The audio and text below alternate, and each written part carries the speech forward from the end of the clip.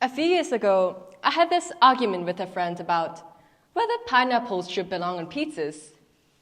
At first, it was just a light-hearted debate, until we both started bringing up evidence to back up our claims. Suddenly, we weren't just talking about taste anymore, we were talking about facts.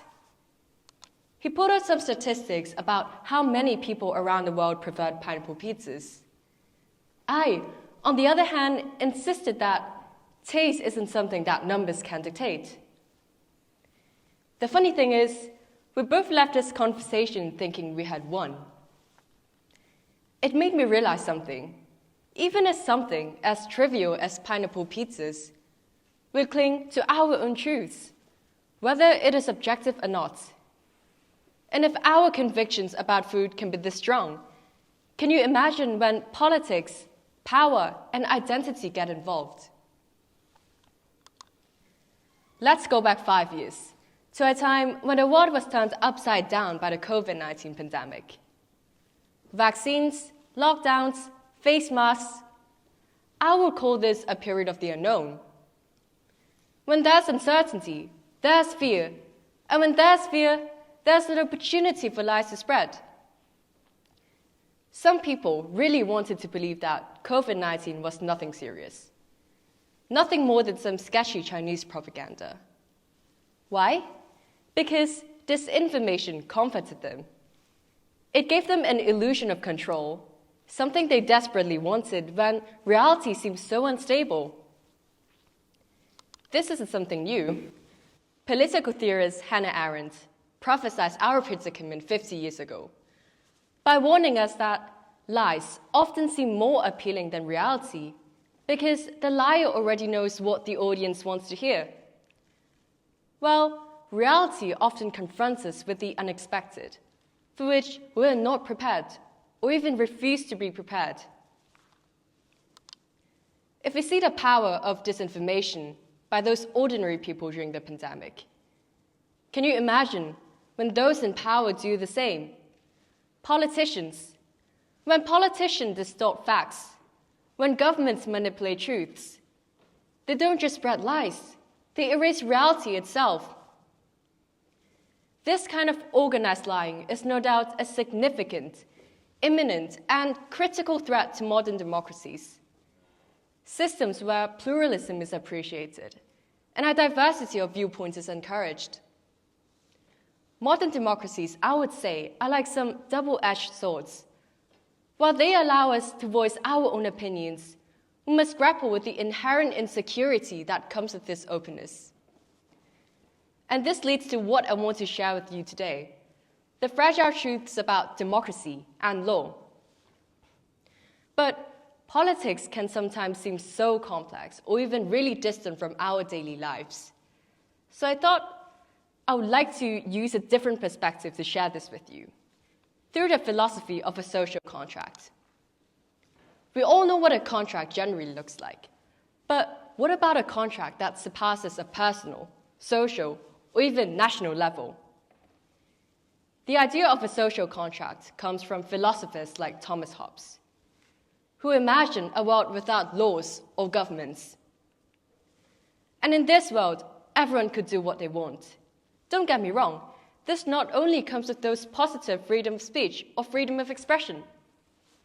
Harmful behaviors like murdering, stealing, raping are all justifiable because at this point, individual actions are all bound by their own moral conscience. But every individual has their own moral standard of what they think is to be correct or incorrect. So Hobbes argued that people voluntarily gave up some of their freedoms in exchange for order and protection. But here's the thing. The social contract could only work if both sides uphold their end of the bargain. Citizens agree to follow fair laws and fulfill civil responsibilities, while government hold power to serve the people. If one side fails, the social contract collapses. And right now, we are seeing cracks in this contract everywhere. Try to imagine the social contract like an orchestra. The violins are laws, the trombones are rights, the flutes are responsibilities. And at the center, of course, there's a conductor who acts as the government to keep everything under harmony.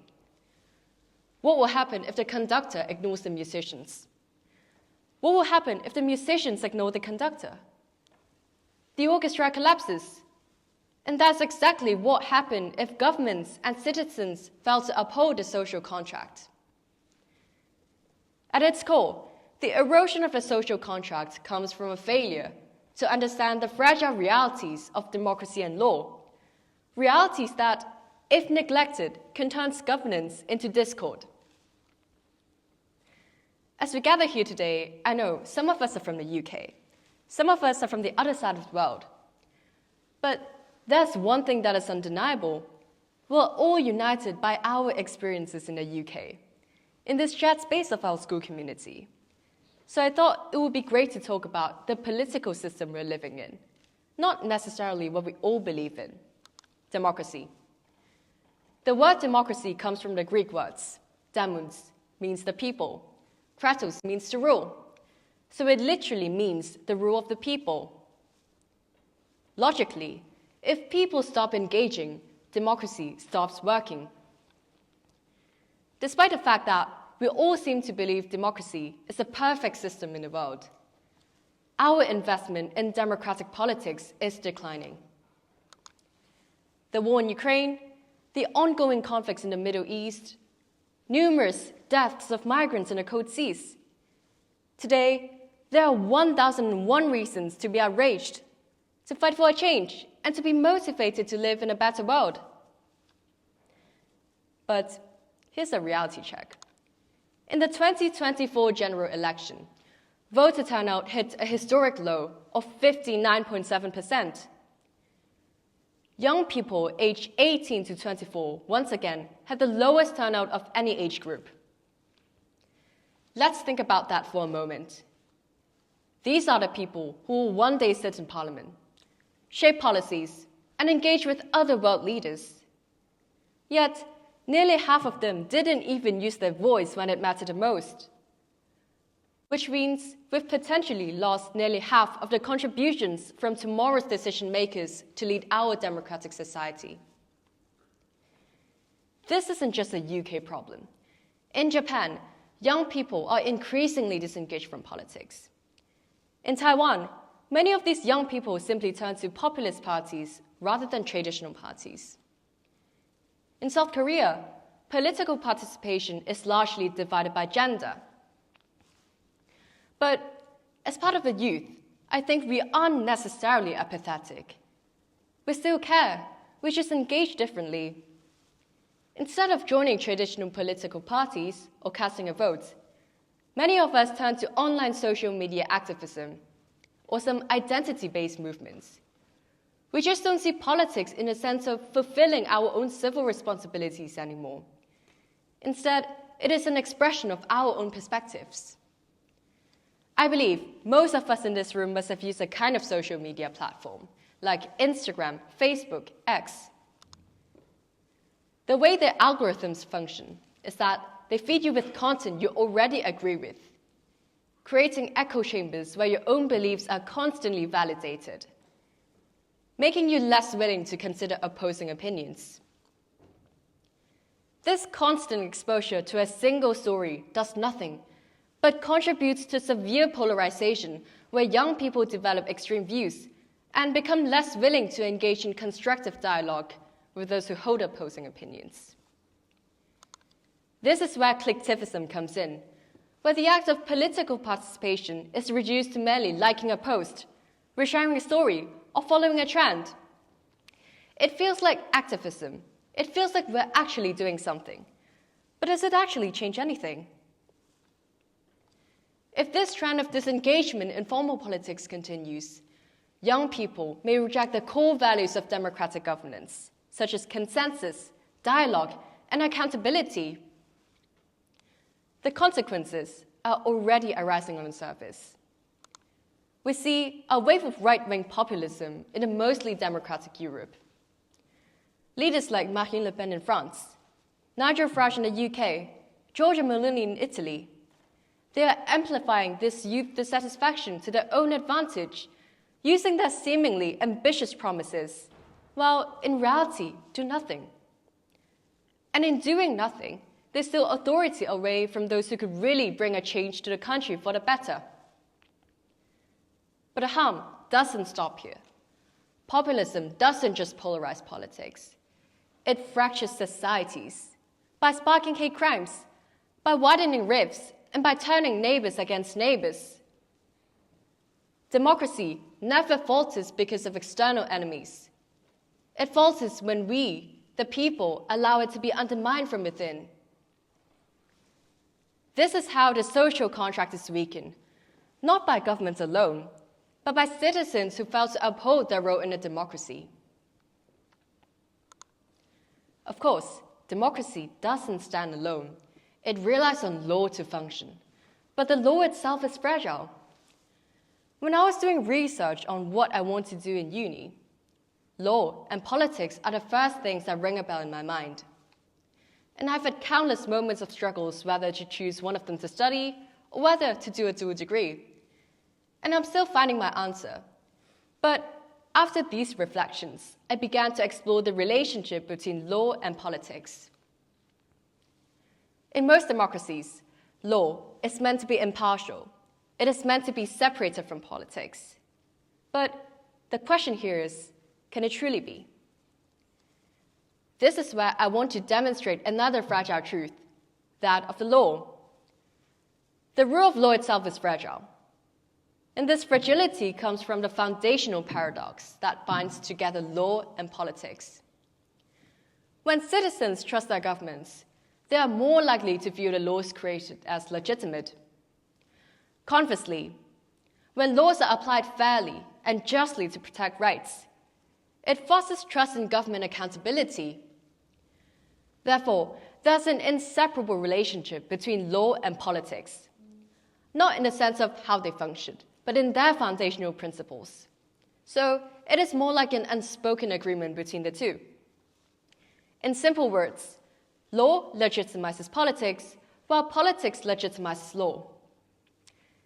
Take the UK's 2022 Police Crime Sentencing and Courts Act as an example, which gave police officers power to restrict protests, including the power to ban noisy protest. These are excessive powers, which will almost certainly lead to subjective decisions against communities who are already over-policed. In a democracy like the UK, this is alarming. What does it have to say to young people who are already disillusioned with politics? What does it mean for the social contract? If governments can use laws to suppress opposition and people don't resist, democracy and law no longer serve justice, they serve power. This is how the social contract is weakened, by politicians who use laws as a tool of control rather than mechanisms of justice. Of course, we are living in a world so intricate that democracy isn't the only form of government. Just like dining out, some restaurants offer no menu. Some offers you a free selection. Some even offers you an a la carte experience. Even within the spectrum of democracy, there's a direct democracy, an indirect democracy, a constitutional monarchy, etc. Therefore, a non-democracy shouldn't be reduced to an adversary to those liberal nations. As this is where the threat of polarization comes in, which I've previously talked about. And the point I'm making here is to encourage you not to lose yourself into a single-sided narrative.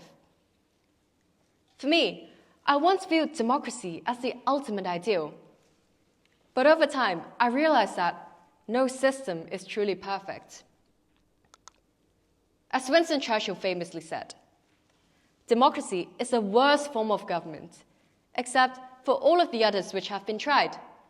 Indeed, democracy is not perfect, not at all, but it is the only way to bridge the gap between powerless citizens and powerful politicians to enhance the legitimacy of our institutions. This speech isn't about dismissing democracy. It is about recognizing its weaknesses to strengthen it. Recognizing and understanding the faults within our systems is a stepping stone improvement for the generations to come. And this is where the beauty of democracy allows us to use a critical lens on anything you can imagine. I may not be in a position to lecture those politicians on how to strengthen the social contract, but I believe each of you in this room has the ability to make a change. For me today, I hope I fulfill one of my responsibilities as an engaged citizen to inspire you, to care for the world, and to make a tiny step towards change. So, I leave you with this. The fragile truths of democracy and law could only survive if we choose to defend them. It starts by us, simply by questioning, by engaging, and by resisting the temptation to believe only what you want to hear. The fate of a social contract is in our hands. Will we be the generation that lets it slip away? Or will we be the generation that strengthens it? The answer isn't written in history. It is written by us, here and now. Thank you.